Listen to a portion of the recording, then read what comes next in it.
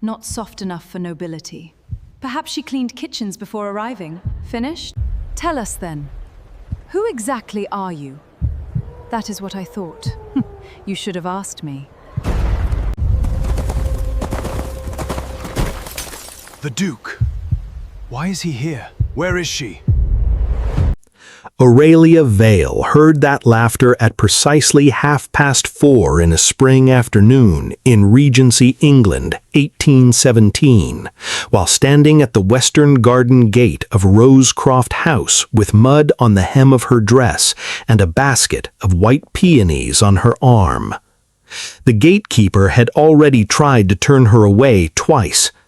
"You cannot enter through the front gardens," he said, blocking the wrought iron gate with his arm. "I am not a guest." The gatekeeper frowned. That somehow made things worse. Guests could at least be insulted politely. Servants could be dismissed efficiently. But a woman who looked neither, who carried herself with impossible composure despite wearing a plain cream muslin dress, confused the social machinery. She looked too refined to be a servant, too modest to be nobility, too calm to be intimidated. The problem with Aurelia Vale had always been that she did not behave like people expected. "I was asked to deliver these personally," she said. "To whom?" She lifted her eyes. "Lady Arabella Whitmore." At that, the gatekeeper actually laughed. Because Lady Arabella Whitmore was not merely a society hostess, she was the daughter of the Marquess of Whitmore. And today's garden gathering was no ordinary gathering. It was the most important social event of the season. Because Her Imperial Majesty, Empress Helena of Austria, visiting England on diplomatic invitation, was expected to arrive before sunset. Everyone important in London was already inside. Dukes, earls, barons, foreign diplomats, women draped in silk and diamonds, men with fortunes large enough to purchase counties. And now here stood a so-called flower delivery girl insisting she needed private access to the Marquess's daughter. Absurd. The gatekeeper folded his arms. "Leave the flowers." "I cannot." "Why not?" "Because she must receive them from me." His eyes narrowed. Before he could reply, another voice cut in. "Well, this is entertaining." 3 women approached from the gravel path. Young, beautiful, expensively dressed, and immediately dangerous. At their center walked Lady Beatrice Ashbourne, daughter of the Duke of Ashbourne, and widely regarded as one of the most ruthless beauties in London society. She stopped before Aurelia and looked her over, slowly, from shoes to hem to hands to face. Then she smiled. The kind of smile aristocratic girls learned early, the one that said, "I can destroy you without raising my voice." "And who is this?" Beatrice asked. The gatekeeper bowed his head slightly. "She claims Lady Arabella requested a personal delivery." Beatrice glanced at the basket. White peonies, fresh, beautiful. Her smile sharpened. How charming. Her 2 companions began circling verbally like wolves testing weak fencing. A florist? No, perhaps a governess. Too pretty for that. A soft laugh. Then Beatrice stepped closer. "Tell me," she said, "which village are you from?" Aurelia said nothing. Beatrice leaned in slightly. "Oh, come now, we are curious." Still silence. That irritated Beatrice. People beneath her were supposed to react, blush, stammer, apologize. This woman simply stood there, composed as stone. So Beatrice escalated. "You have the posture of someone educated above her station." One companion laughed. The other added, "Perhaps she practiced in a mirror." Another laugh. Beatrice's eyes hardened. Then came the line meant to finish the humiliation. "She almost carries herself like royalty." Laughter erupted. Even the gatekeeper smirked. Aurelia remained still. But inside, something old stirred. Not anger, not shame, recognition. She had heard this before, in Paris, in Vienna, in Prague. Rooms changed, voices changed, arrogance never did. Beatrice stepped closer. "What is your name?" "Aurelia." "No surname?" A pause. Then, "Vale." Beatrice repeated it like tasting something unpleasant. "Aurelia Vale." She turned to her companions. "Do you hear that? It sounds invented." More laughter. Then Beatrice lowered her voice. "You should leave." "I cannot." "You cannot?" "No." The simple refusal landed like a slap. Beatrice's smile vanished. The atmosphere changed. The laughter stopped. Now it was no longer amusement. Now it was a power contest. And Beatrice Ashbourne had spent 23 years winning those. She stepped so close their faces were barely 2 feet apart. "You misunderstand something." Her voice softened, which made it more dangerous. "This gate does not open for commoners." Silence. Wind moved through the hedges. White petals shifted in the basket. Then Aurelia spoke. Her voice was calm, almost gentle. "I am aware." That threw Beatrice off balance. Not defensive, not pleading, just acknowledgement, as if the insult had failed to land. Her companions sensed the shift. One whispered, "Beatrice." Beatrice ignored her. "No," she said. "I do not think you are." She gestured toward the manor. "Inside that garden are dukes, princes, ambassadors, and one empress." She looked directly into Aurelia's eyes. "You do not belong within 50 feet of any of them." Silence. Then Aurelia lifted her gaze past Beatrice. Past the gate. Toward the long stone path leading to the central gardens. Her expression changed. Not visibly to most. But enough. Enough to make Beatrice turn. At first, no one understood why. Then they heard it. Carriages. Multiple. The distinct metallic rhythm of official escort cavalry. The gatekeeper straightened instantly. The women turned. Servants began running. Voices rose inside the estate. Someone shouted. "Her Majesty has arrived." Immediate chaos. The garden transformed. Nobility repositioned. Servants rushed. Guards opened the central path. Even Beatrice forgot Aurelia for half a second. That half second changed everything. Because as the imperial procession entered through the main avenue, something impossible happened. The first carriage stopped. Then the second. Then the gold-trimmed imperial carriage at the center halted. Dead still. No one moved. A footman rushed to open the carriage door. An Empress Helena emerged. Every person present bowed. Every head lowered. No one spoke. The Empress was 62. Silver-haired. Regal. A woman whose presence seemed to alter the air around her. She stepped down. Then stopped. She was not looking toward the manor. Not toward the Marquis.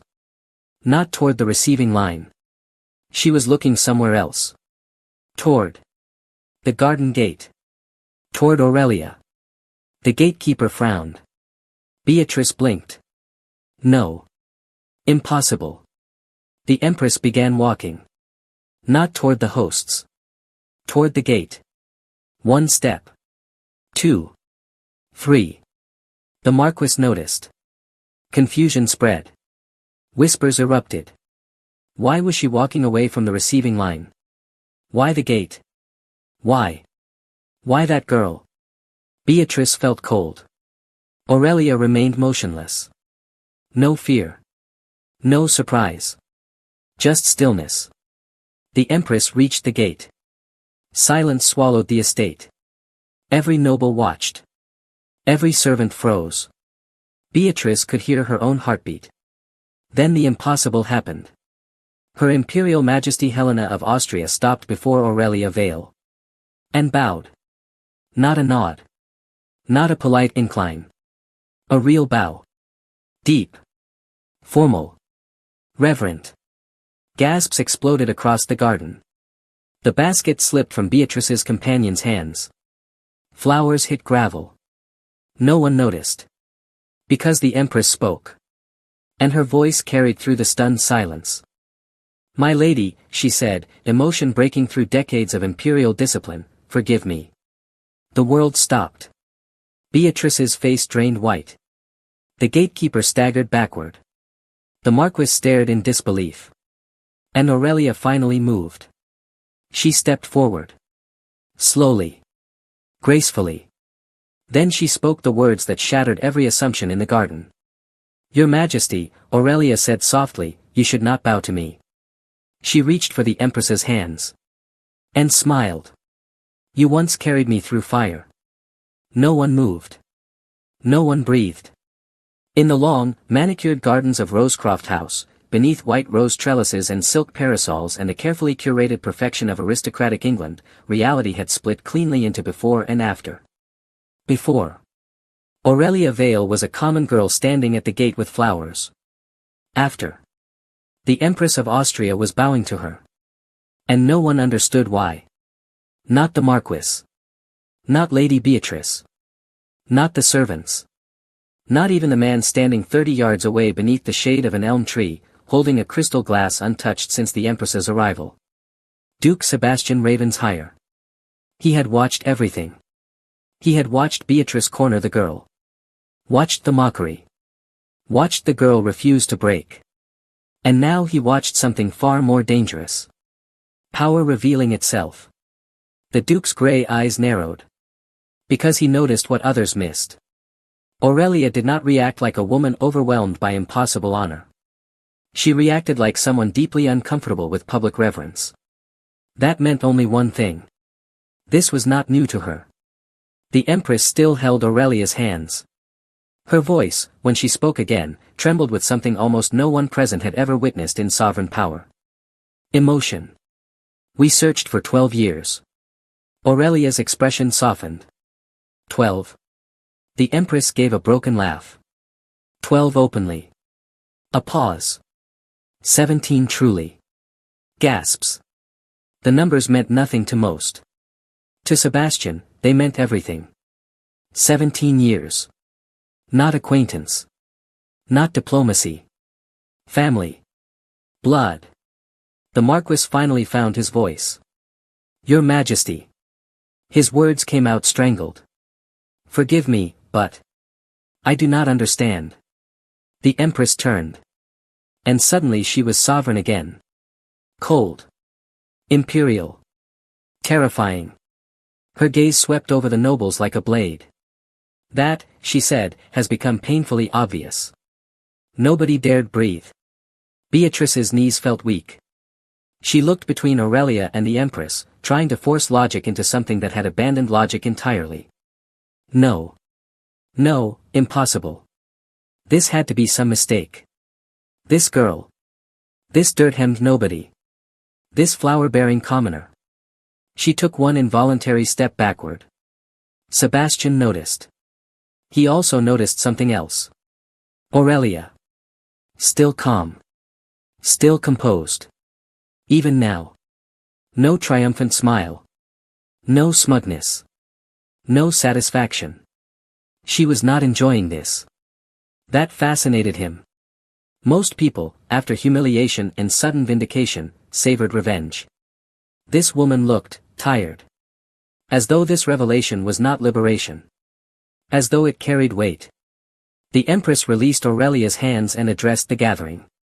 "You know her as Aurelia Vale." Silence. Her voice hardened. "That is not her name." A wave of tension rippled through the garden. The Empress continued. 17 years ago, during the final Napoleonic campaigns, a carriage carrying members of the Habsburg imperial household was attacked outside Vienna. Murmurs. Some present remembered. Most only knew rumors. Assassination attempts. Political enemies. Blood feuds. The Empress's gaze grew distant. There was fire. Her voice dropped. There was gunpowder. A pause. And there was betrayal. Aurelia lowered her eyes. The Empress continued. My younger sister was killed that night. Shock rippled. No one interrupted. She died protecting her daughter. A noblewoman whispered. Daughter? The Empress looked at Aurelia. My niece vanished in the chaos. The entire garden went still. No one needed the final sentence. But the Empress gave it anyway. Slowly. Deliberately. So every mocking soul heard it. This young woman. She stepped beside Aurelia. Is Lady Aurelia von Habsburg-Lorraine. Silence. Absolute. Devastating. Then. Panic in whispers. Impossible. No. That means. Imperial blood. Princess. Royal. Beatrice felt the blood drain from her face.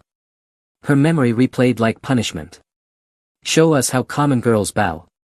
Dear God. Dear God. What had she done? Sebastian did not speak. But internally. Something clicked. Everything made sense. The posture. The diction. The gaze. The composure under humiliation. She had not behaved like nobility. She had behaved like something rarer. Someone raised to survive without needing validation. Not spoiled. Not entitled. Controlled. Disciplined. Dangerous. His fascination deepened. But something still troubled him. He studied Aurelia. Why plain clothes? Why hidden identity? Why here? Why alone? He was not the only one asking. The Marquis cleared his throat. With respect, Your Majesty. His voice shook. If she is your niece. A pause. Why has she lived here as, this? The Empress's face darkened. Aurelia answered before she could. Because titles attract knives. Every eye turned to her. She spoke quietly. But with absolute clarity. When my mother died, there were factions who preferred the imperial line weakened. She folded her hands. A dead child ends succession disputes cleanly. A nobleman paled. Aurelia continued. I was smuggled out of Austria by one of my mother's protectors. Her eyes moved over the gardens. Not accusing. Not theatrical. Simply factual.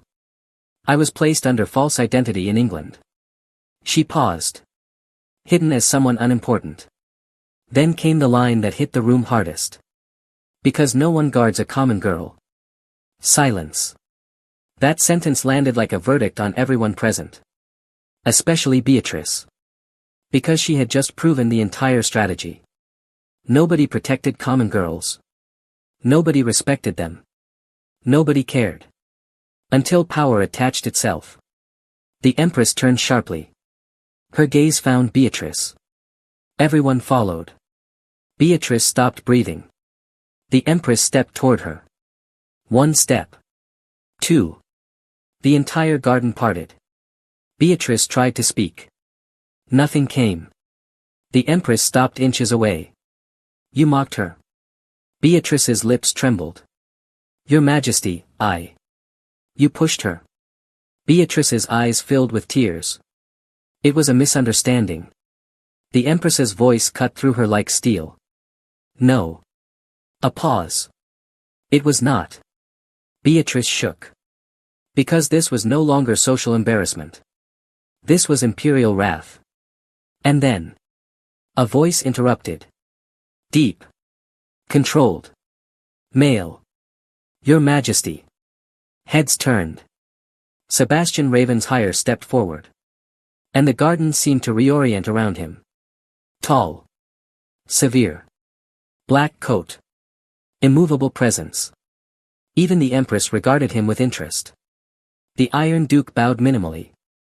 Not disrespect. Not submission. Perfect protocol. Then he spoke. If punishment is to be given. His gaze flicked once toward Beatrice. Then. To Aurelia. And stayed there. I believe the injured party should decide. Silence. The Empress studied him. Then smiled slightly. Because she understood immediately. This was not diplomacy. This man was protecting Aurelia's agency. Interesting. Very interesting. She turned to Aurelia.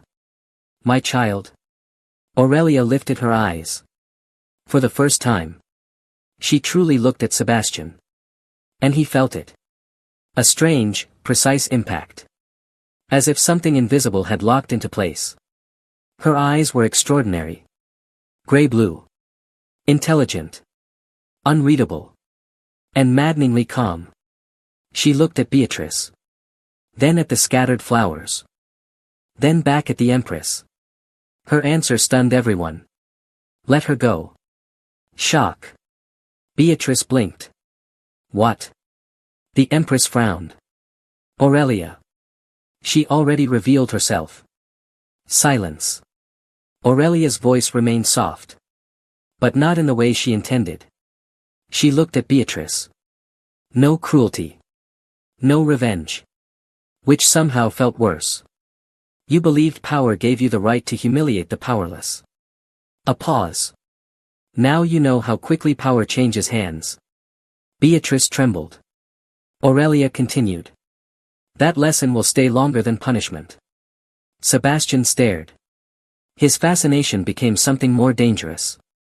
Admiration. Because mercy required greater power than revenge. And this woman had both. For the first time in years. The Duke of Ravensshire felt something unfamiliar. Not attraction. Not yet. Something deeper. The beginning of obsession. There are moments that divide a life into before and after. For Duke Sebastian Ravensshire, the dividing moment was not when the Empress bowed. It was not when Aurelia's bloodline was revealed. It was not even when Lady Beatrice Whitmore turned pale with terror. It was one very specific moment. A quiet one. A dangerous one. It was the moment Aurelia chose mercy. That was what unsettled him. Not power. He understood power. Not status. He had been born into status. Not beauty. Beautiful women had spent 11 seasons trying, and failing, to disturb his equilibrium. But mercy? Mercy after humiliation. Mercy when revenge was easy. That fascinated him. Because truly powerful people revealed themselves most clearly not in victory. But in what they did with it. And Aurelia had done something he did not expect. She had refused blood. The garden gathering collapsed shortly after. No one could recover from what had happened. Not socially. Not emotionally. Not politically. The Empress withdrew indoors with the Marquis for private diplomatic conversation. The guests broke into whispering clusters. Every conversation was now about one person. Aurelia. Who was she really? Why England? Why hidden? Who knew? Who lied? And perhaps most importantly, who would marry her? That last question spread fastest. Because a hidden imperial niece was no longer just a scandal. She was one of the most valuable unmarried women in Europe. Sebastian hated that thought instantly. He hated it because it was true. And because the moment society smelled value, sincerity died. Aurelia stood alone again near the western garden. Not at the gate now. Just beyond the rose hedges. The same place she had been mocked. Except now no one dared approach. No one except one man. Sebastian crossed the lawn with measured steps. Several noblewomen noticed. Several nearly stopped breathing. Because Sebastian Ravensshire did not pursue women. Women pursued him. That was the order of things. And yet here he was. Walking directly toward Aurelia. Lady Beatrice saw it too. And something ugly twisted in her chest. No. No. Not him. Anyone but him. Because if Sebastian chose Aurelia, the humiliation would become permanent. Aurelia heard footsteps on gravel. She turned. The Duke stopped 3 feet away. Close enough to speak privately. Far enough to remain proper. For a moment, neither spoke. Sebastian studied her. She was even more striking up close. Not because she was dazzling in a conventional way, Because she was difficult to categorize. Her beauty revealed itself in layers. The kind that became more dangerous the longer one looked. Rain-gray eyes. High cheekbones. A stillness that felt almost royal. No. Not almost. Royal. He exhaled. I believe introductions are overdue. Aurelia's mouth curved very slightly. Are they? That surprised him. You know who I am. I know who everyone is here. A beat. You're the only one who noticed before the Empress arrived. That stopped him. His brows narrowed. You saw me watching. Yes. Then why did you ignore me? Her answer came instantly. Because you had not yet decided what kind of man you were. Sebastian went still. That was not flirtation. That was assessment. Clinical. Precise. Uncomfortably accurate. Most people reacted to his title. This woman reacted to his choices. He found that deeply disarming. And now, he asked. Now. Yes. She tilted her head slightly. Have I decided? He held her gaze. No. A pause. Have you? The faintest hint of amusement touched her eyes. You stepped forward for a woman you had no obligation to defend. She looked at him carefully.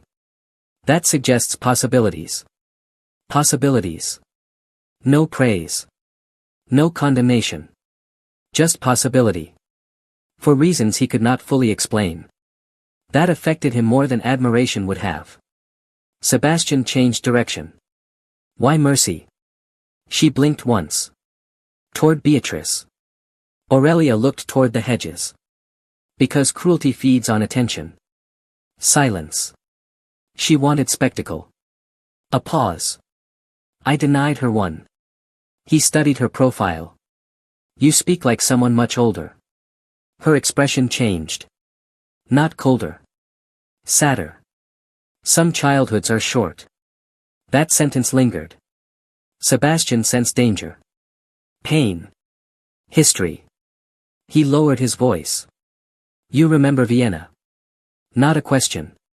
Aurelia did not answer immediately. When she did, her voice was almost too quiet to hear. I remember fire. The Duke said nothing. She continued. I remember smoke. A pause. I remember my mother pushing me into someone's arms. Her jaw tightened.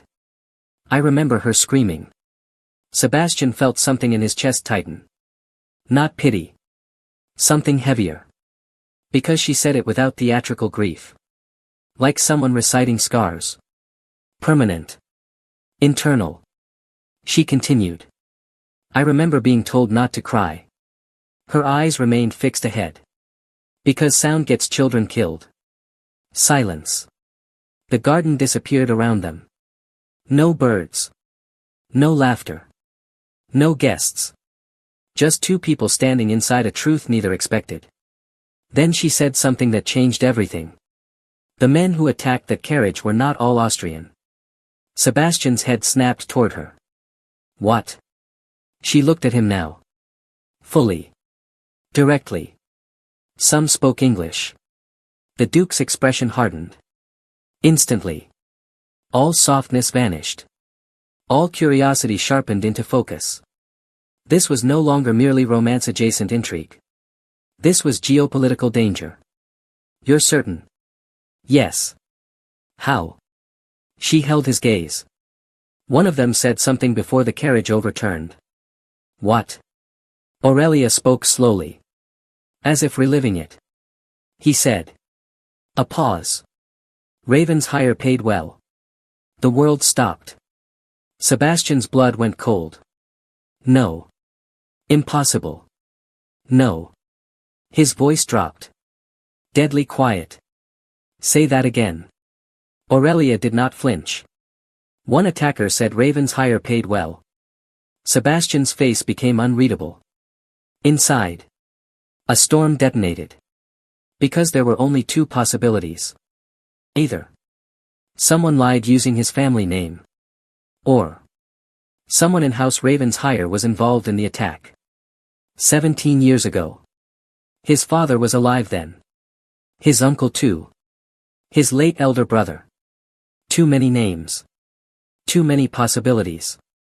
Aurelia watched him. You did not know. It was not a question. Sebastian's jaw tightened. No. She believed him instantly. That startled him. You believe me? Yes. Why? Because guilty men defend themselves first. She held his gaze. You asked questions. That simple answer shook him. Because she had trusted instinct over title. Again. Before he could respond. A voice cut through the garden. Sharp. Urgent. Sebastian. He turned. His closest friend, Lord Adrian Blackwell, approached quickly. Adrian rarely looked unsettled. Now he did. That alone meant trouble. What is it? Adrian stopped beside him. Looked once at Aurelia. Then lowered his voice. There's something you need to hear. Sebastian's instincts sharpened. What? Adrian spoke quietly. But each word hit like iron. Your mother's old steward has disappeared. A beat. He fled 2 hours ago. Sebastian's face darkened. Adrian continued. He emptied accounts. Pause. And before vanishing. He looked at Aurelia. Then back to Sebastian. He burned records from 17 years ago. Silence. Complete. Total. Sebastian slowly turned back to Aurelia. Everything aligned. Too perfectly. Not coincidence. Conspiracy. 17 years. Hidden records. His family name. Burned evidence. Someone had wanted Aurelia erased. And someone connected to House Ravensshire knew why. For the first time in many years. Sebastian felt something dangerous. Not anger. Not yet. War. And as he looked at Aurelia, he understood one thing with terrifying clarity. This woman had not merely returned to England. She had returned to the center of a buried crime. And if someone failed to kill her once, they might try again. The knife remained buried in stone. Moonlight glinted off steel. For 3 full seconds, neither Aurelia nor Sebastian moved. The world had narrowed to breath. Pulse. Impact. And the terrifying intimacy of survival. Aurelia's hand was still pressed flat against Sebastian's chest. She could feel the violent rhythm beneath layers of wool and linen. Not fear. Not panic. Rage. Controlled, disciplined rage. The kind that became more dangerous the quieter it grew. Sebastian's arm remained locked around her waist. Not gently. Not cruelly. Firmly. Protectively. Possessively. As if some primitive part of him had not yet accepted the threat had passed. His guards returned from the hedges. One knelt near disturbed soil. Another inspected the wall. Adrian arrived seconds later. What happened? Sebastian never looked away from Aurelia. Assassin. Adrian's expression darkened. Hit? No. Only then did Sebastian release her. Slowly. Reluctantly. The absence of contact felt strangely abrupt. Aurelia steadied herself. She turned toward the knife. Its angle said everything. Not warning. Not intimidation. Kill shot. Direct to the throat. Her face lost what little color remained. Sebastian noticed. His voice dropped. Look at me. She did. His expression was unreadable. You understand now. It wasn't a question. Aurelia swallowed. Yes. Sebastian nodded once. Decision made. Cold. Absolute. You're leaving with me. Silence. Aurelia blinked. I beg your pardon. You heard me. Her spine straightened. Dangerous. Because she was no longer frightened. She was offended. That sounded like an order. It is. Aurelia's eyes sharpened. No. That single word landed like flint. Adrian quietly stepped back. He had the sudden instinct of a man watching two hurricanes collide. Sebastian narrowed his eyes. No. No. Aurelia folded her arms. I appreciate your intervention. A pause. I am not property to relocate. That should have angered him. Instead, a small, disbelieving spark of admiration surfaced.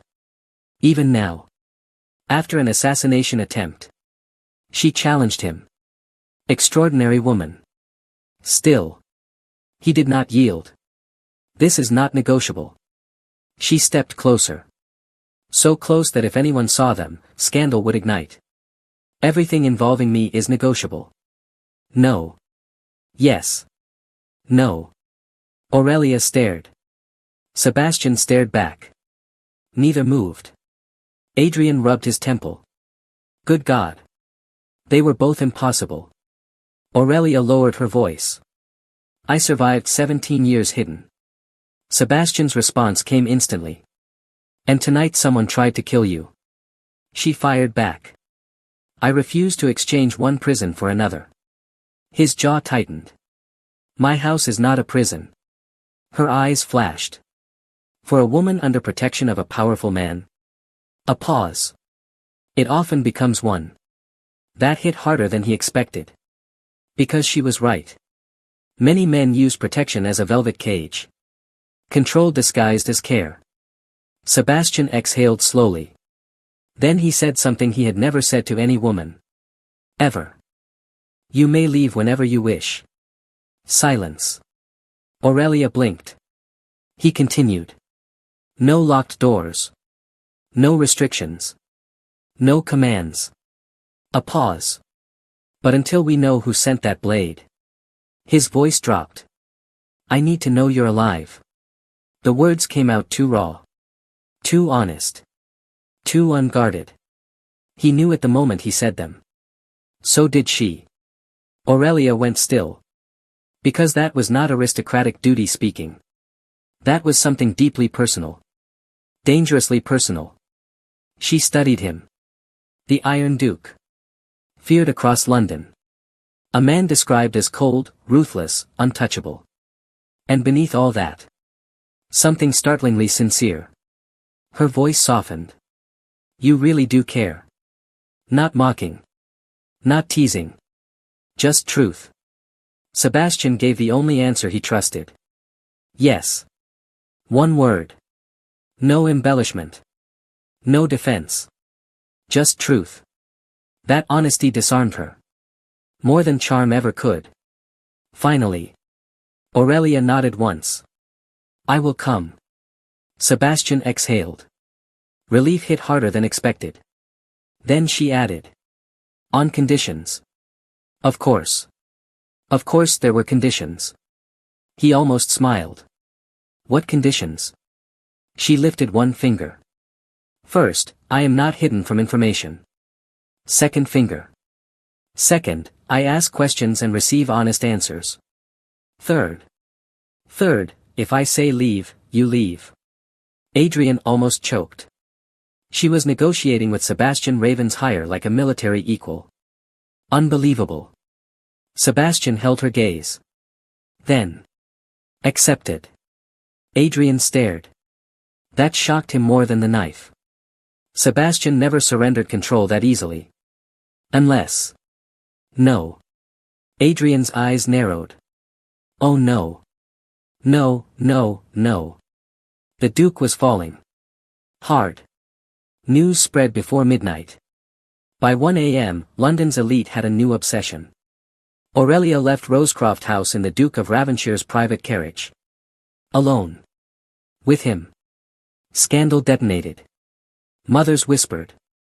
Daughters panicked. Men speculated. Servants spread embellished versions before dawn. By breakfast, society had decided one thing. The Duke wanted her. No one knew if that meant alliance, protection, or courtship. But no one missed the significance. Sebastian Ravensheyer had publicly claimed proximity. And in London, proximity was declaration. At Ravensheyer Manor, the household entered controlled chaos. Servants were awakened. Rooms prepared. Security doubled. Orders barked. Aurelia entered the great manor under candlelight. Marble floors. Dark oak walls. Massive staircases. A fortress disguised as elegance. She took it in silently. Sebastian walked beside her. Then. A voice. Sharp. Cold. Female. What is the meaning of this? At the grand staircase stood Lady Vivian Ravenshire.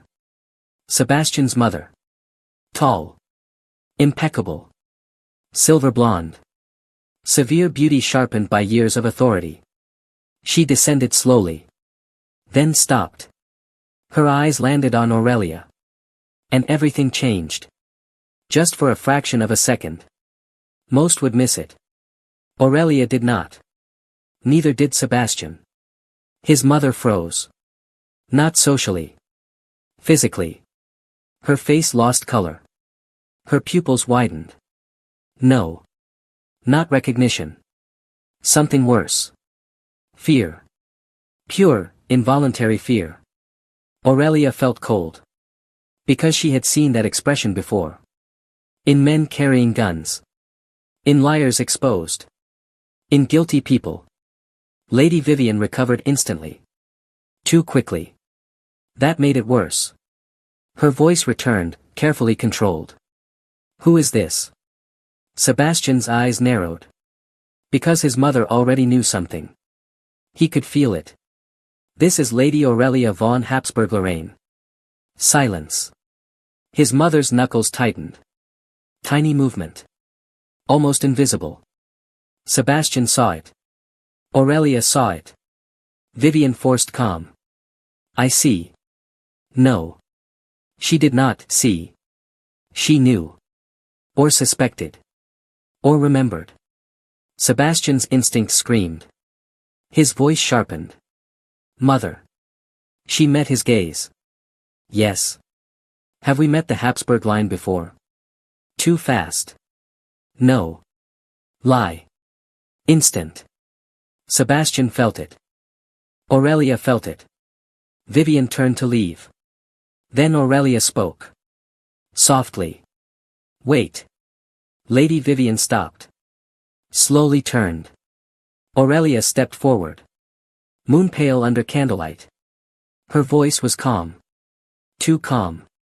Why, Aurelia asked, did seeing my face frighten you? Silence. No servant moved. No one breathed. Vivian's mask held. Almost. Then Aurelia delivered the blow. I have seen that expression before. A pause. It belongs to people who recognize ghosts. Sebastian's blood ran cold. His mother's face hardened. But her eyes. Her eyes betrayed something terrifying. Memory. And dread. Then she said the words that shattered the room. You have your mother's eyes. Silence. Aurelia stopped breathing. Sebastian stared. His mother turned fully toward them. And whispered. She should have died in Vienna. Everything stopped. No one moved. No one breathed. Even the candles seemed to stop flickering. The words still hung in the grand hall of Ravensshire Manor, heavy and impossible. She should have died in Vienna. The silence afterward was not shock. Shock passes quickly. This was something darker. Recognition. Horror. Truth forcing its way into open air after 17 years buried in ash. Sebastian's voice, when it came, was so quiet it became terrifying. Mother. Lady Vivian Ravensshire did not answer. Her eyes remained fixed on Aurelia. Not hatred. Not exactly. Something far more disturbing. The expression of someone staring at a consequence she had spent nearly 2 decades ensuring would never arrive. Aurelia felt ice move through her veins. Because there was no ambiguity now. This woman knew. Not rumors. Not fragments. She knew. Sebastian stepped forward. Slowly. Each footstep deliberate. Measured. Controlled. But Aurelia sensed it. The violence beneath the calm. This was the dangerous version of him. Not loud anger. Not visible fury. Cold precision. His voice sharpened. What did you just say? Vivian finally looked at her son. Her mask returned. Almost. You heard me. Say it again. Silence. Now. The command cracked through the hall like steel. Servants flinched. They had never heard him use that tone with his mother. Vivian straightened. She had ruled this house for decades. She would not be intimidated. Not even by her son. You are overreacting. Sebastian laughed once. A terrible sound. No warmth. No humor. Just disbelief. Overreacting. He took another step. His voice dropped lower. You looked at this woman and said she should have died. A pause. You will explain. Vivian's jaw tightened. This is neither the time nor the place. No. Sebastian's eyes turned glacial. This is precisely the time. Aurelia remained still. But internally. Everything was shifting. Memories. Fragments. Half-heard voices from childhood. A scent. A phrase. A woman's silhouette. Something buried began scratching upward. She studied Vivian. And then. Recognition. Tiny. But real. Not from sight. From voice. Her breath caught. No. No. Impossible. Her voice came quiet. Measured. You were there. Vivian froze. Sebastian turned sharply to Aurelia. What? Aurelia's face had gone pale. She stared at Vivian. Not blinking. I remember a woman. A pause. In the smoke. Silence. Vivian's breathing changed. Almost imperceptibly. Aurelia continued. She spoke English. Sebastian went still. Aurelia's voice grew quieter. She said. Her brows tightened. Memory fighting through fog. She said. A pause. Take the child. Another pause. Before the men arrive. Sebastian looked between them. The air felt electric. Aurelia whispered. That was your voice. Silence detonated. Vivian's composure fractured. Just enough. Sebastian saw it. That was all he needed. Truth. Not complete truth. But enough. His voice became lethal. You were in Vienna. Vivian said nothing. You lied. Nothing. You were there. Still silence. Then. Vivian snapped. Yes. The word cracked like glass. No one moved. She stepped down from the staircase fully now. No longer aristocratic composure. No longer perfect dowager control. Now. A woman dragged backward into history. Yes, I was there. Her voice sharpened. Yes, I knew the Habsburg household. Yes, I knew her mother. She pointed at Aurelia. And yes, I helped get her out. Sebastian stared. Aurelia stopped breathing. Wait. Helped. Vivian continued. I saved her life. Aurelia's eyes narrowed. No. Vivian's gaze snapped to her. Yes. No. Aurelia stepped forward. If you saved me. Her voice hardened. Why hide me? Silence. Vivian's jaw tightened. Because you surviving changed everything. What does that mean? Vivian hesitated. Big mistake. Sebastian noticed. And pounced. Who wanted her dead? Silence. Vivian looked away. Sebastian's voice became ice. Mother. Still silence. Then. She whispered. English nobility. Aurelia felt sick. Sebastian's face darkened. Names. No. Names. No. Sebastian exploded. Who? The hall shook. Even the servants recoiled. Vivian's voice rose. You think names solve this? She laughed bitterly. You think this was one man? A pause. One house. Another. No, Sebastian. Her eyes burned. This was an alliance. Silence. A consortium of English aristocrats who feared Austrian influence. Aurelia's stomach dropped. Vivian continued. They believed your mother's daughter could shift succession politics. She looked at Aurelia. So they decided the child must disappear. Aurelia's hands curled. Sebastian's fists clenched. Vivian exhaled shakily. They funded mercenaries. Paid informants. Bought silence. Sebastian's voice went cold. Using Raven's hire money. Silence. Vivian said nothing. That answer was enough. Sebastian's entire body went still. No movement. No breath. Nothing. The most dangerous state Aurelia had seen yet. Because stillness meant rage had become intent. His voice became almost inaudible. Father knew. Not a question. Vivian closed her eyes.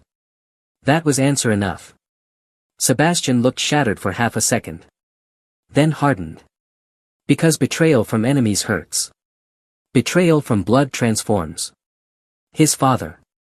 His house. His name. Used to murder a child. He felt physically ill.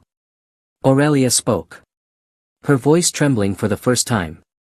Why save me? Vivian opened her eyes. For the first time. There was no aristocratic mask. Only guilt. Raw. Old. Terrible. Because I was a coward. Silence.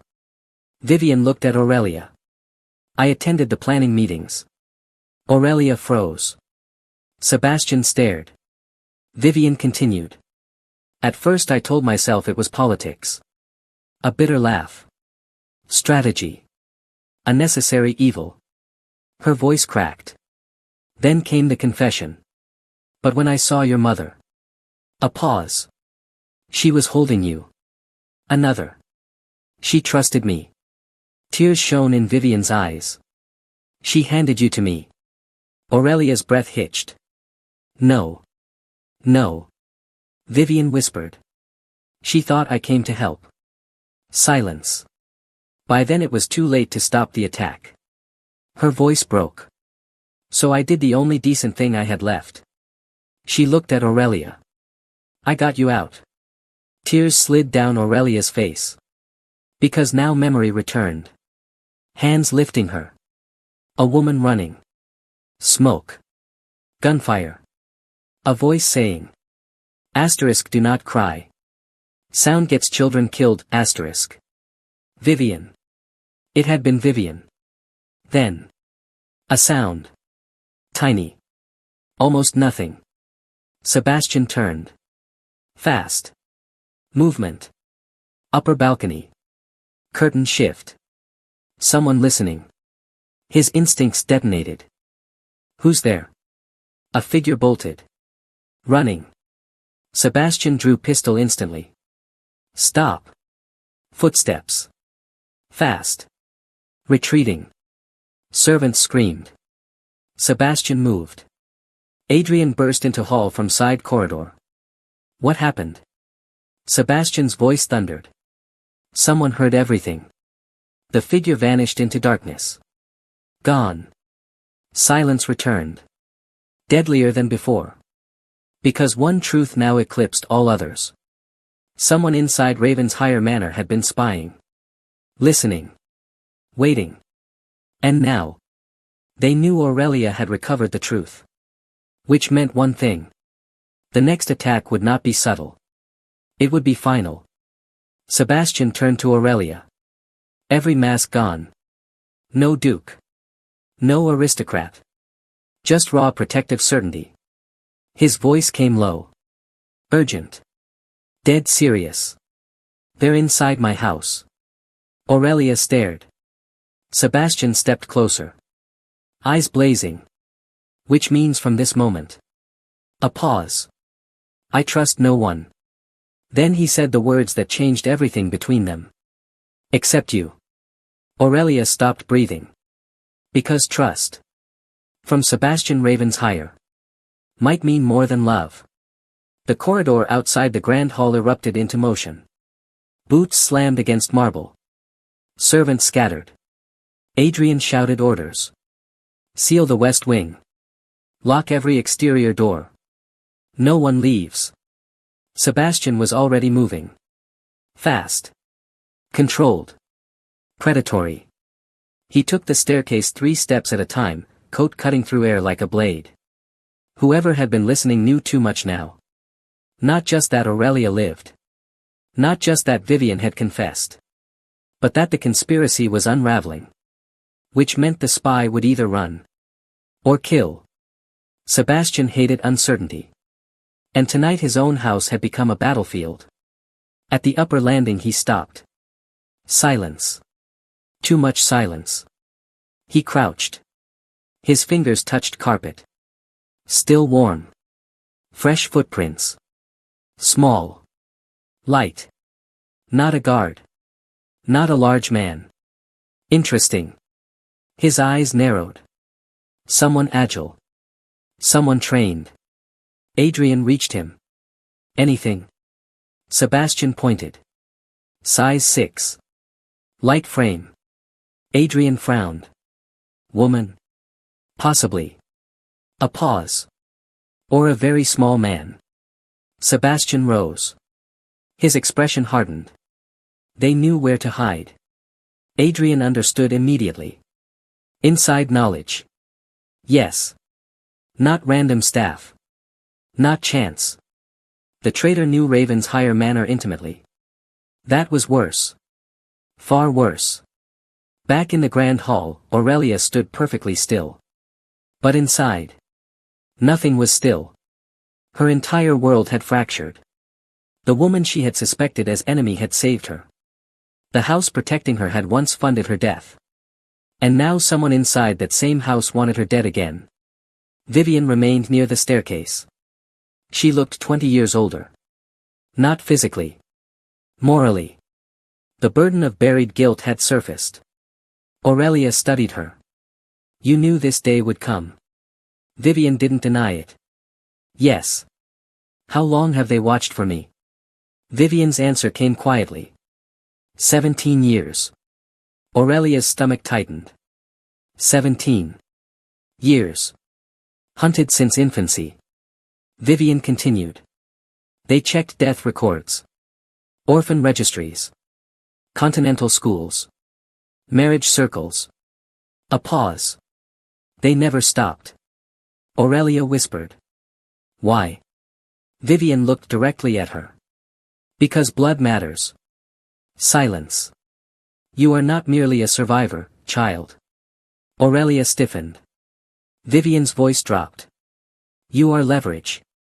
The word chilled the room. Aurelia's mind sharpened. Leverage over whom? Vivian hesitated. Sebastian returned. He answered for her. The crown. Silence. Aurelia turned. What? Sebastian descended the stairs slowly.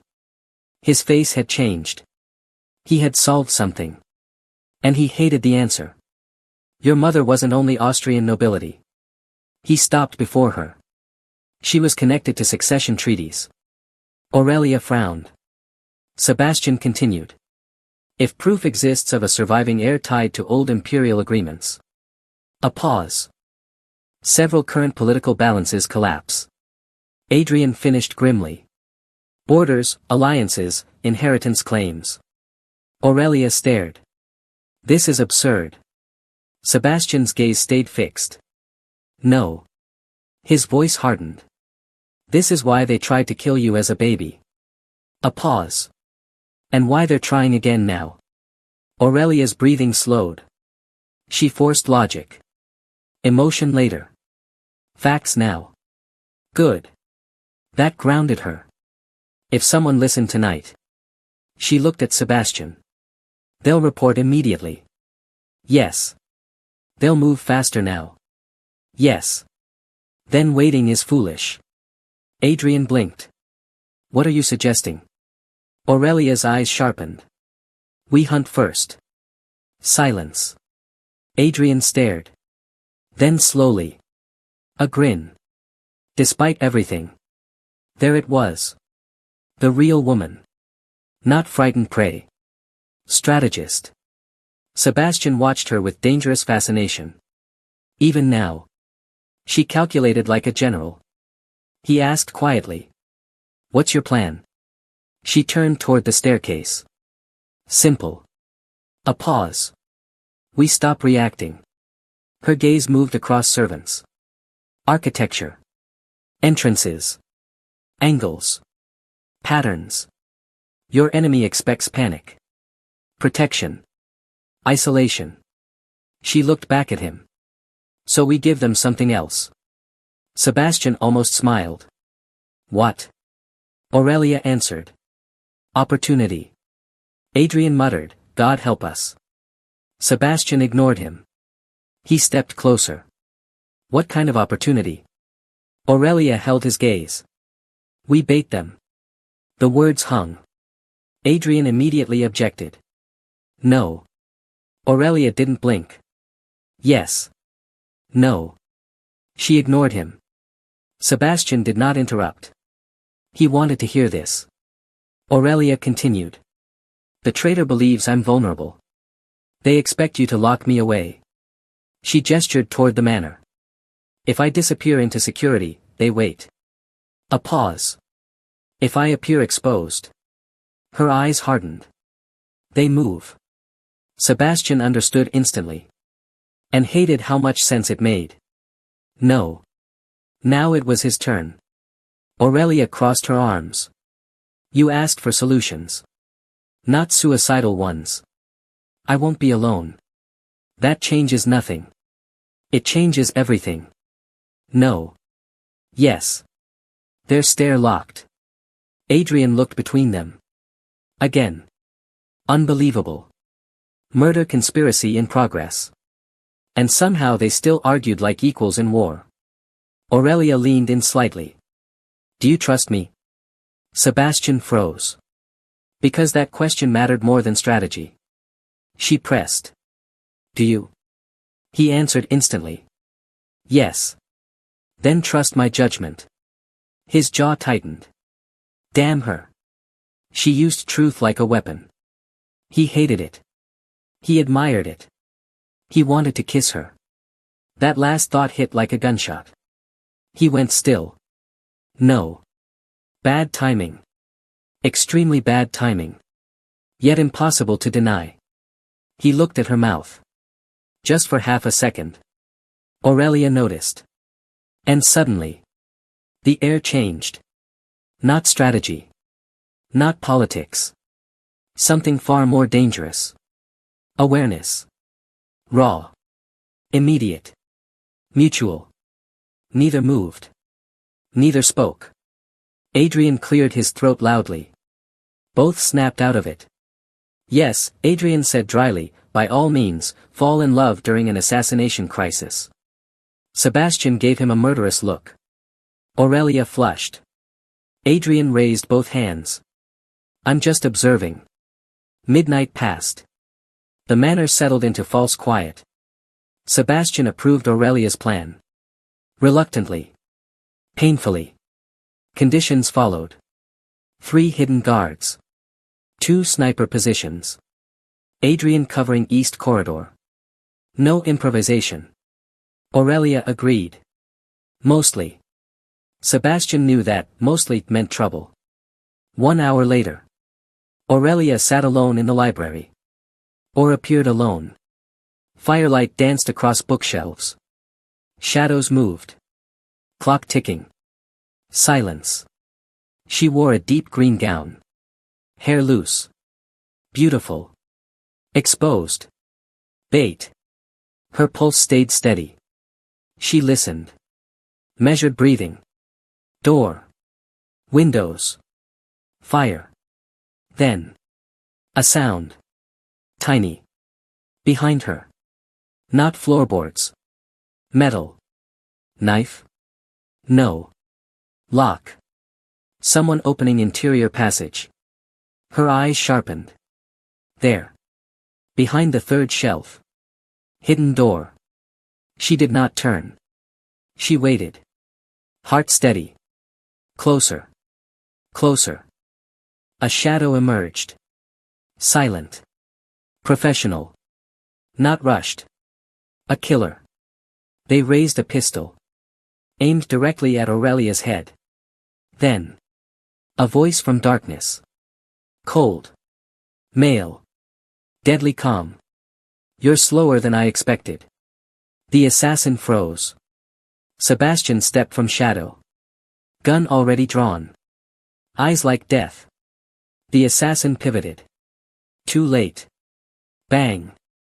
Gunfire exploded. Glass shattered. The assassin staggered. Then ripped off mask. Aurelia's breath stopped. No. No. Impossible.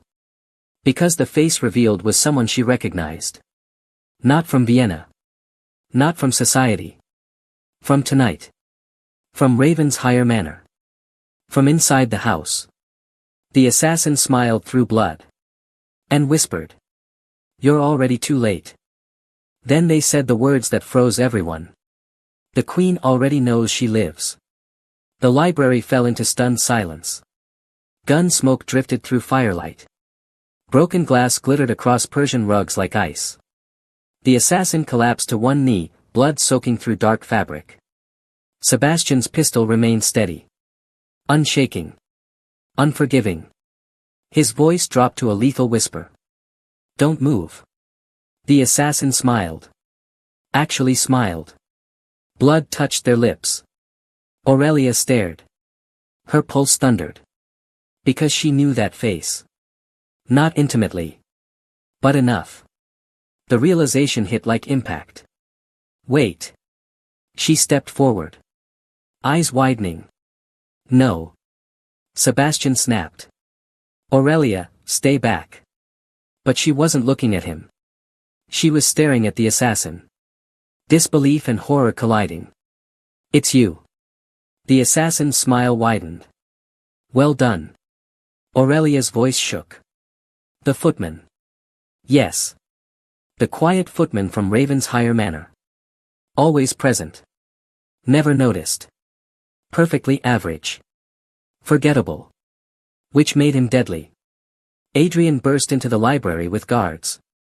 One look at the scene told him everything. He froze. Then his face hardened. Damn it. The assassin coughed blood. Sebastian's voice turned glacial.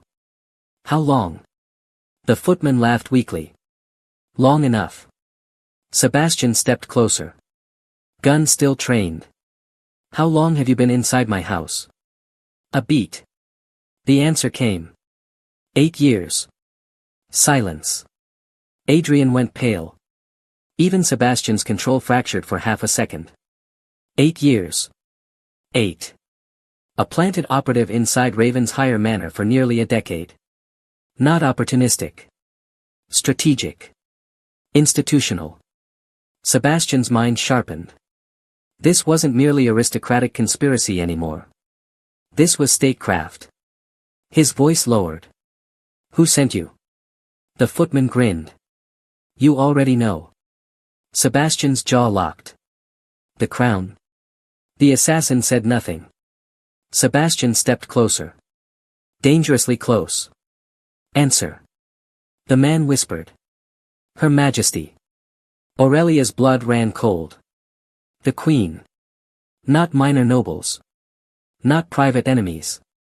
The Queen. Adrian exhaled. No. The assassin laughed.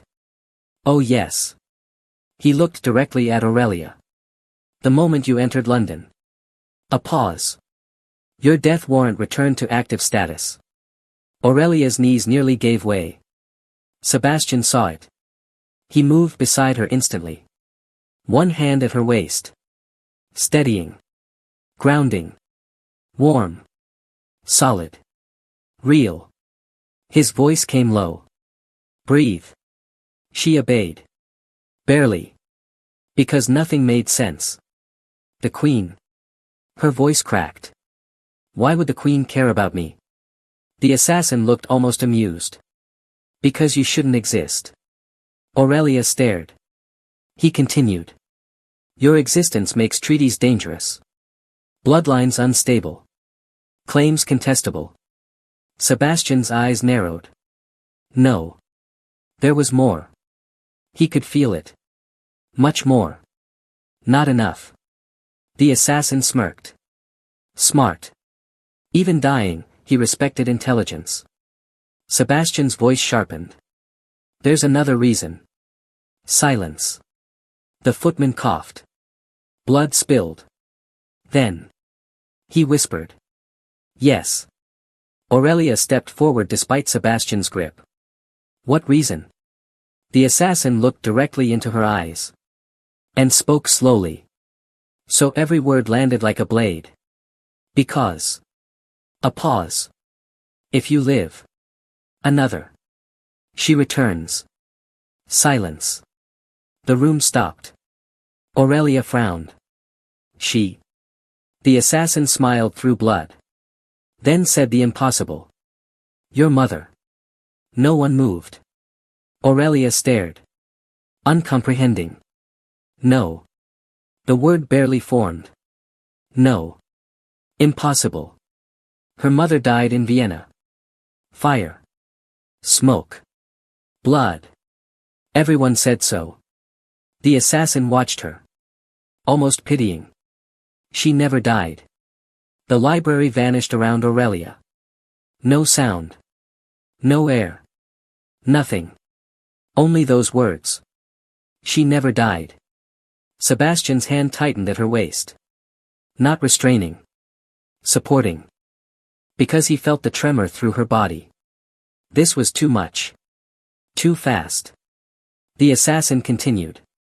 She disappeared. A pause. Not dead. Aurelia shook her head. No. Yes. No. The shout broke from her. Raw. Childlike. Shattered. Don't lie to me. The assassin smiled sadly.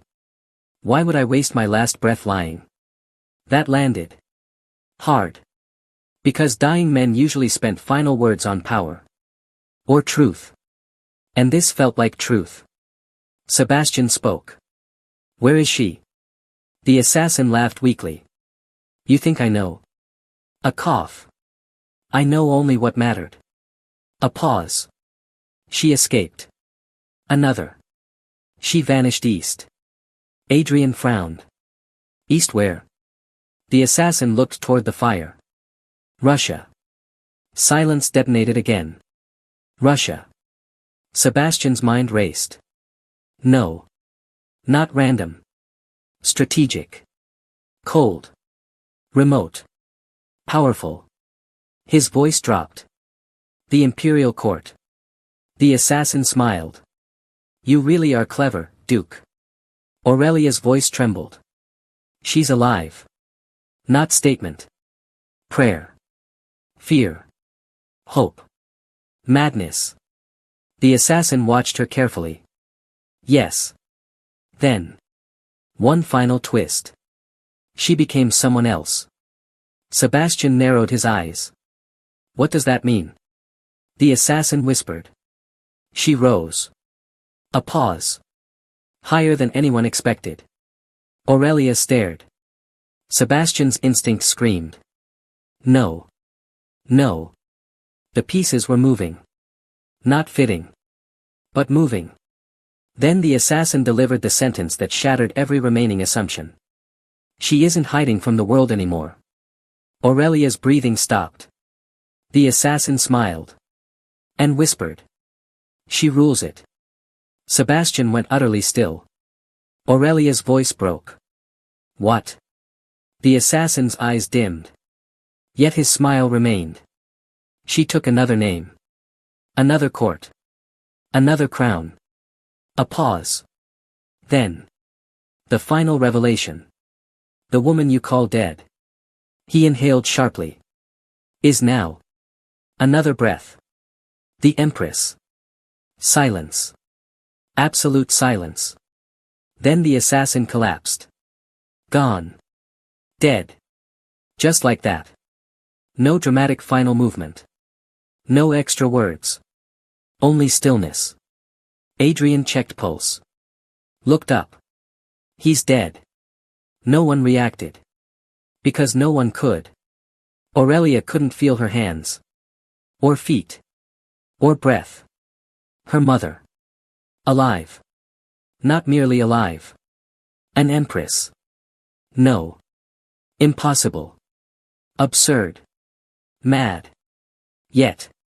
Somewhere deep inside. Something ancient stirred. A memory. A lullaby. A language. A woman's hand against her hair. And a phrase whispered over and over. Not English. German. She heard it now. Clear. For the first time in years. Tears spilled. She used to sing. Sebastian looked down at her. Aurelia whispered. She said. Her lips trembled. She said one day the gates would open. A pause. And I would come home.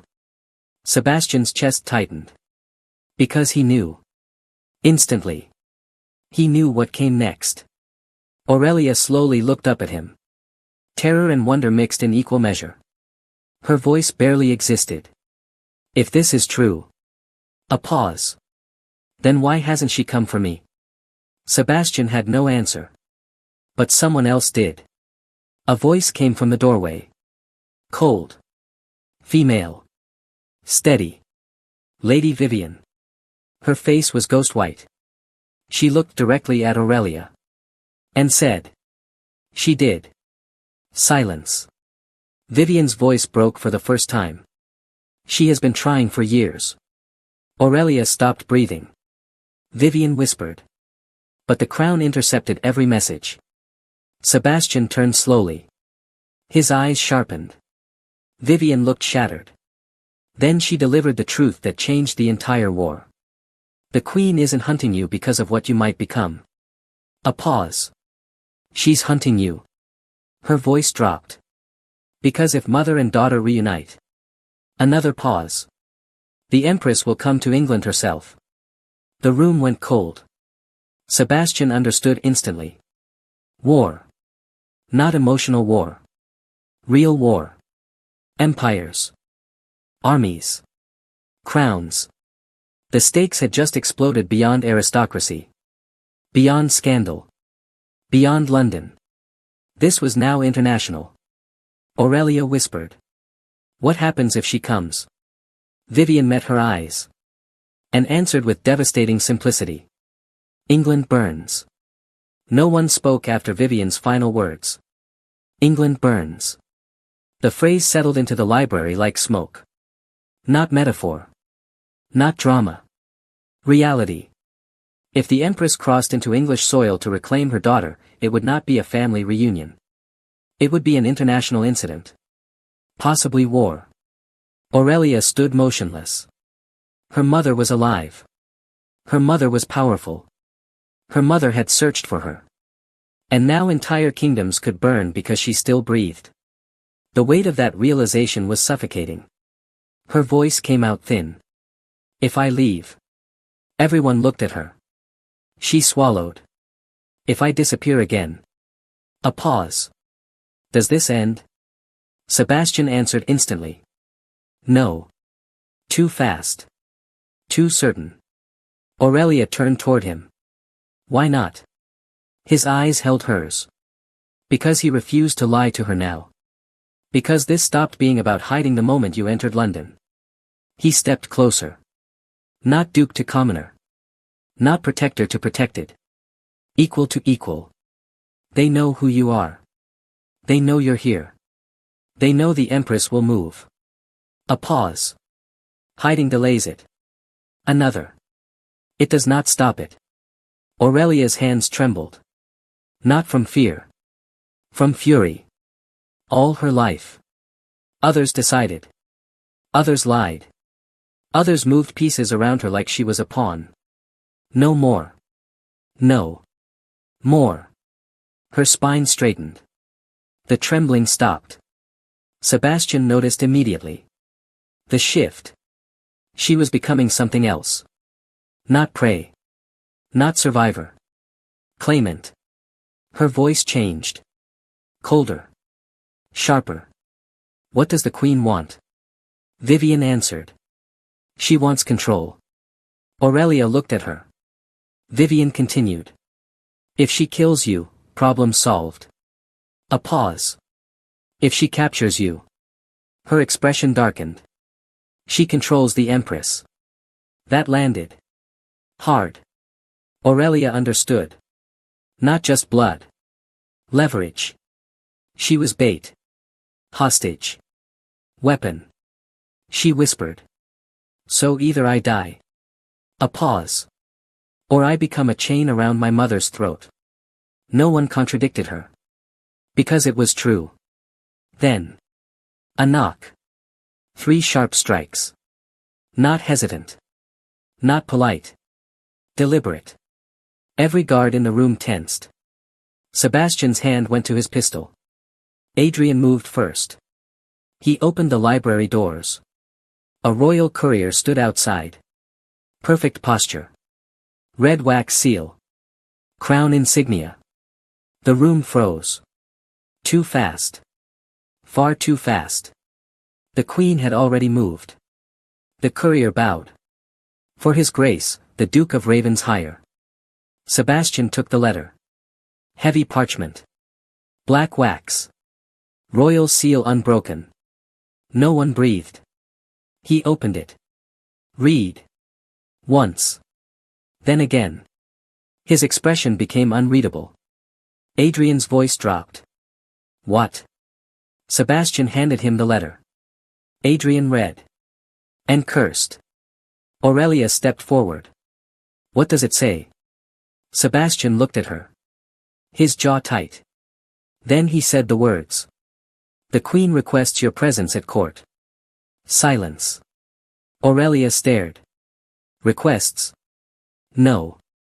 Not requests. Summons. She understood power language. What happens if I refuse? Sebastian answered. She arrests everyone sheltering you. Vivian closed her eyes. Of course. Classic. Elegant coercion. No mess. No scandal. Maximum pressure. Aurelia asked. When? Sebastian's voice hardened. Tomorrow. A pause. At noon. The queen wasn't waiting. She wanted immediate control. Before the Empress moved. Before Sebastian built defenses. Before truth spread. Smart. Very smart. Aurelia whispered. She wants me exposed. Yes. She wants to study me. Yes. She wants to decide whether to use me or kill me. Silence. Yes. Aurelia turned toward the fire. Mind racing. She had hours. Not days. Hours. Then. A terrifying thought surfaced. She looked sharply at Sebastian. What if this is bait? He frowned. Explain. What if the queen expects you to protect me? A pause. What if she wants exactly that? Adrian narrowed his eyes.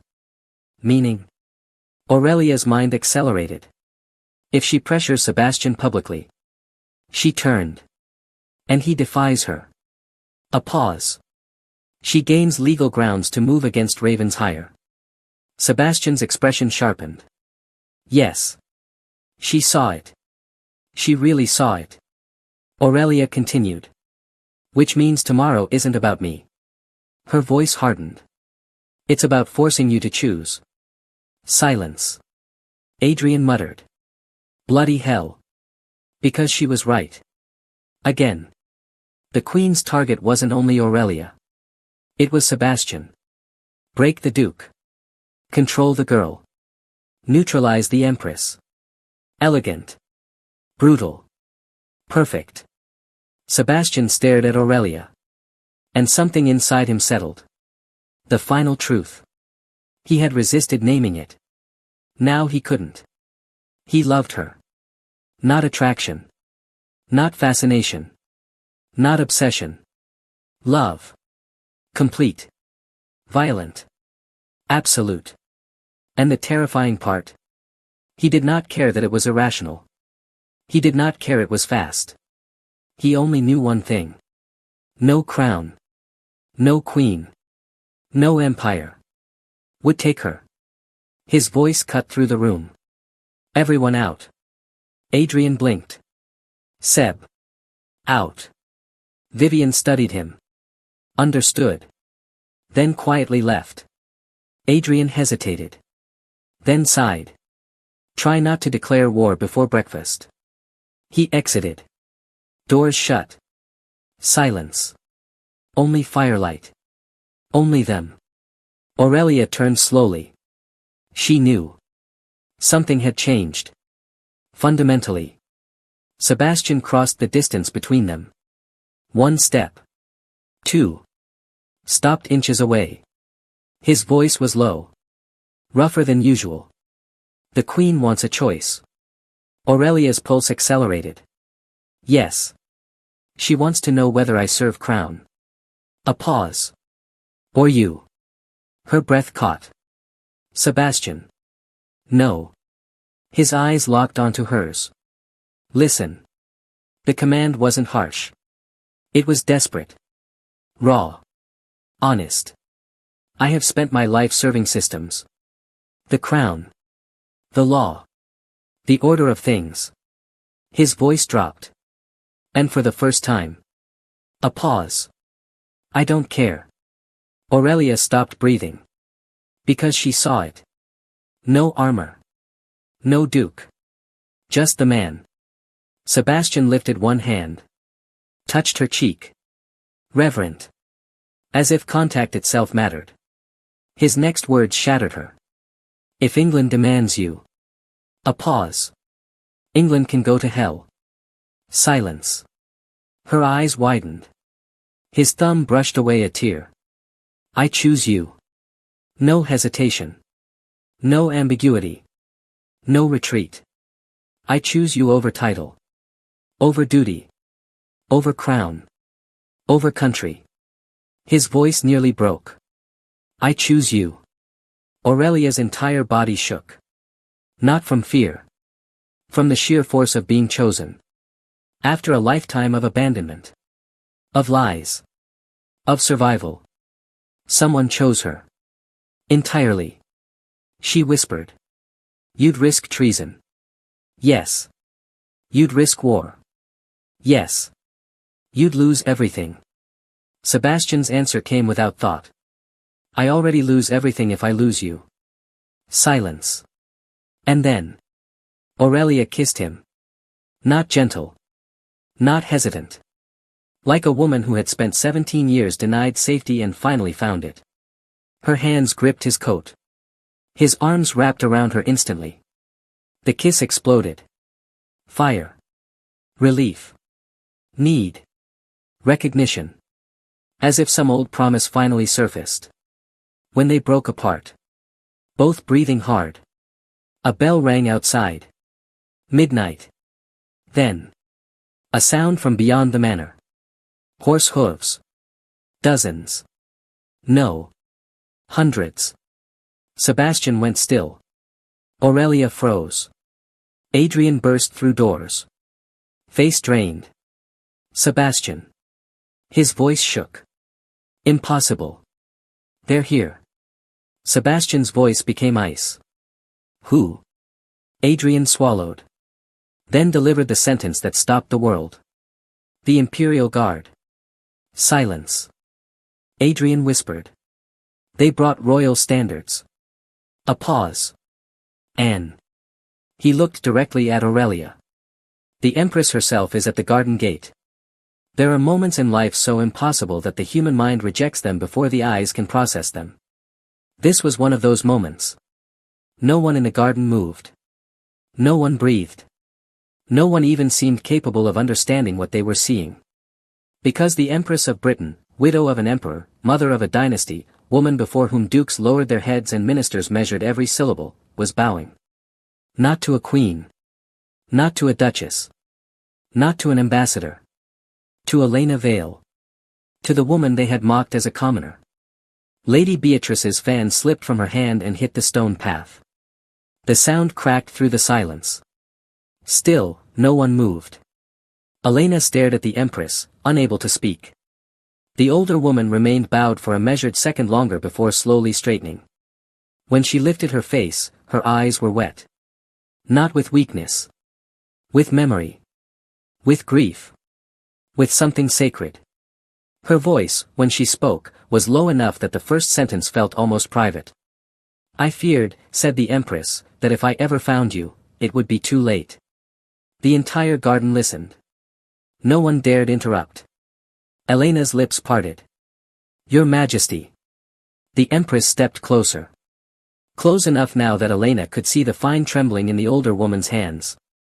Close enough to notice this was not ceremonial. This was personal. Very personal. The Empress reached toward the locket at Elena's throat.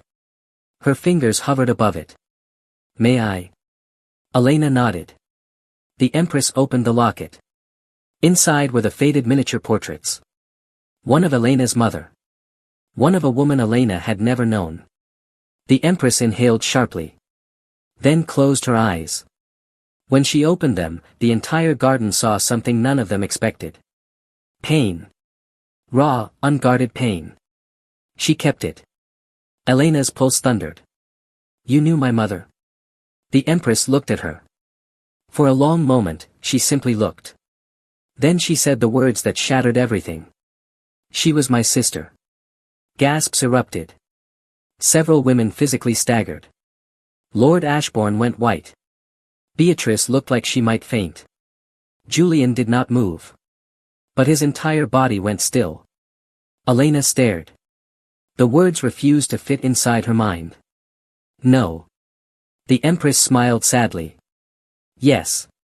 She touched Elena's cheek with astonishing gentleness. "Your mother was born Princess Adelaide."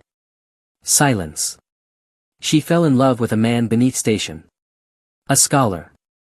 Brilliant. Kind. Entirely unacceptable. The Empress's jaw tightened. "Our father forbade the marriage." Elena could barely breathe. She chose love. A pause. She ran. The Empress looked away briefly, toward the roses. "She wrote to me for years." Her voice broke, just slightly. "I wrote back." Another pause.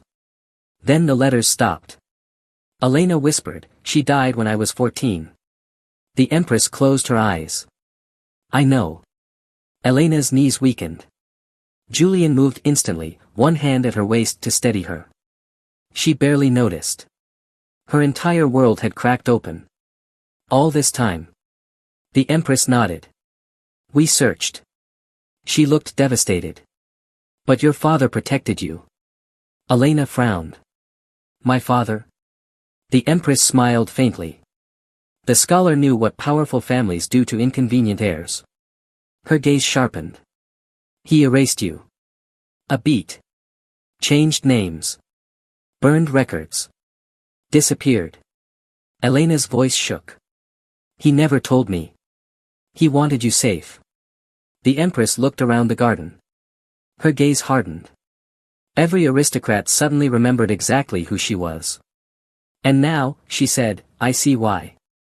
Her eyes landed on Lady Beatrice. Then Lord Ashbourne. Then the others. Cold terror spread through the gathering. Because now the Empress had context. She had heard enough. She knew exactly what had happened here.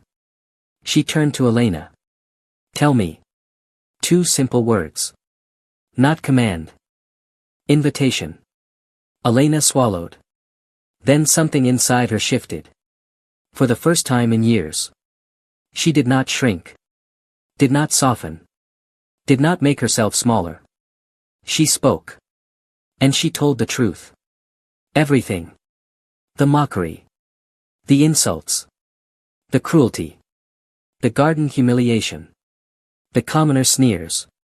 The calculated exclusion. She spoke calmly. Clearly. Without embellishment. Without tears. And with every sentence, the atmosphere grew deadlier. Because the Empress said nothing. That silence was worse than rage. When Elena finished, the Empress turned. Slowly. Toward the crowd. No one wanted to be first to meet her gaze. Unfortunately for him. Lord Ashbourne was closest. The Empress regarded him with horrifying calm. You. He dropped to one knee instantly. Your Majesty. Did you call my niece unworthy? His face drained. Niece? The word hit the crowd like cannon fire. Niece. Not distant relation. Not charity case. Royal blood. The Empress's niece. Ashbourne trembled. I did not know. Her voice cut like steel. That is your defense. He said nothing. She stepped closer. That cruelty becomes acceptable when directed at those with less power. Silence. No answer existed. She turned to Lady Beatrice. And you? Beatrice shook violently. The Empress's expression became almost bored. You mocked her shoes. Beatrice's lips trembled. I was mistaken. No. The Empress's voice froze the air. You were honest. A pause. You revealed character. Beatrice broke. Mercy, Your Majesty. The Empress ignored her. Instead, she turned toward Julian. The Duke stood beside Elena. Still steadying her. Still silent. The Empress studied him. Then something subtle changed. She smiled. Just slightly. Duke Ren. Julian bowed. Your Majesty. She looked at his hand on Elena's waist. Then at Elena. Then back at him. When did you know? Julian answered without hesitation. The moment I saw the locket. Murmurs. The Empress raised a brow. And yet you said nothing. I believed it was her truth to reveal. The Empress held his gaze. A long beat passed. Then. Approval. Rare. Visible. She nodded. Well done. Every mother in the garden nearly collapsed. Because if the Empress approved a duke. And the Duke clearly adored Elena. There was only one conclusion. The Empress turned back to Elena. What do you want? The question stunned everyone. Powerful people did not ask what women wanted. Elena stared. What? What do you want? Elena looked around. At the people who had mocked her. At the people now terrified. At Julian. At the gate where she had almost walked away. Then she understood something. This was not about revenge. Not really. It never had been. She exhaled. Then answered.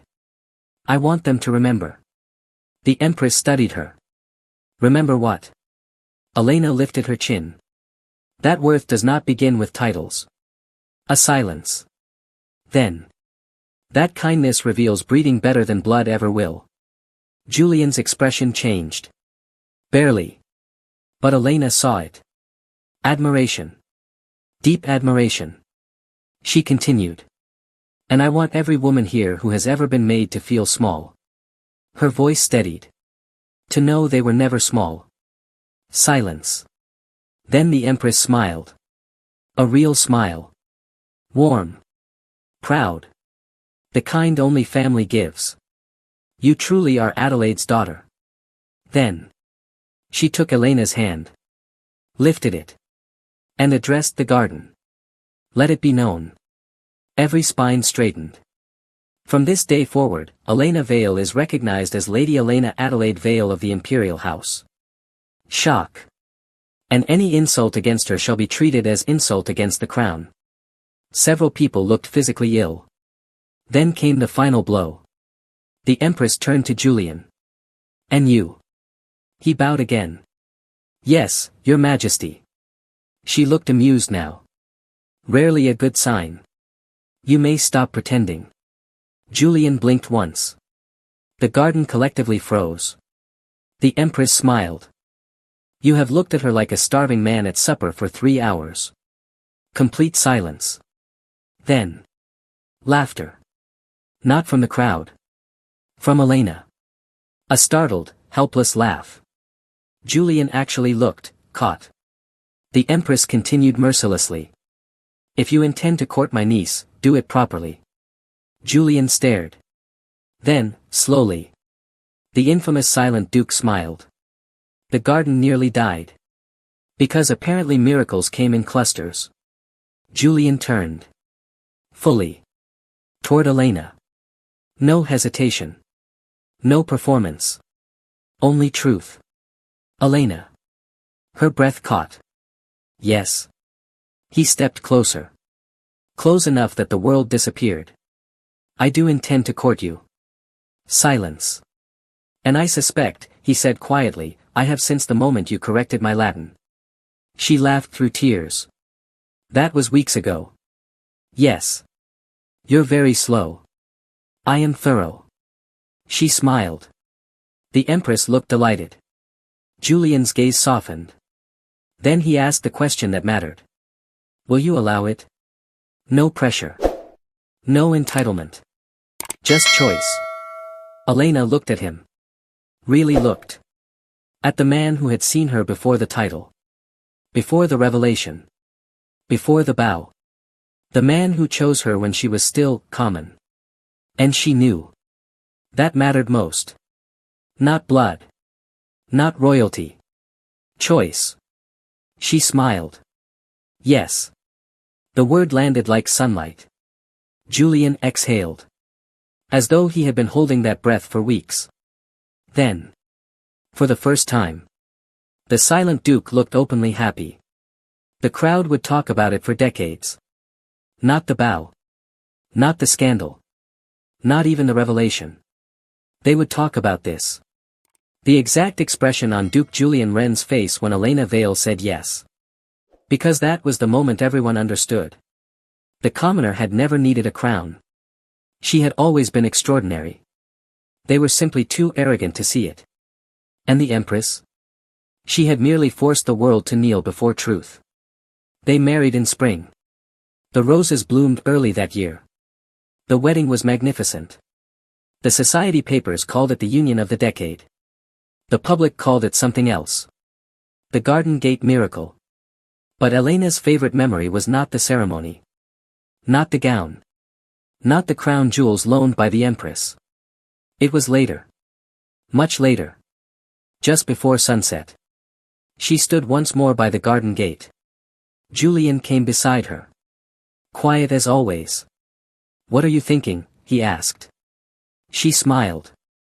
That I almost walked away. Julian's jaw tightened. You were never walking away. She raised a brow. Confident? No. He looked at her. Certain. Determined. She laughed softly. Then leaned into him. And somewhere beyond the roses. The gate stood open. No longer barrier. Only passage. The place where everything changed. The place where mockery died. The place where truth bowed no longer. Because in the end. They mocked her as a commoner. Until the Empress bowed. And the whole empire learned. Some women do not rise because power chooses them. Power rises because it finally recognizes them.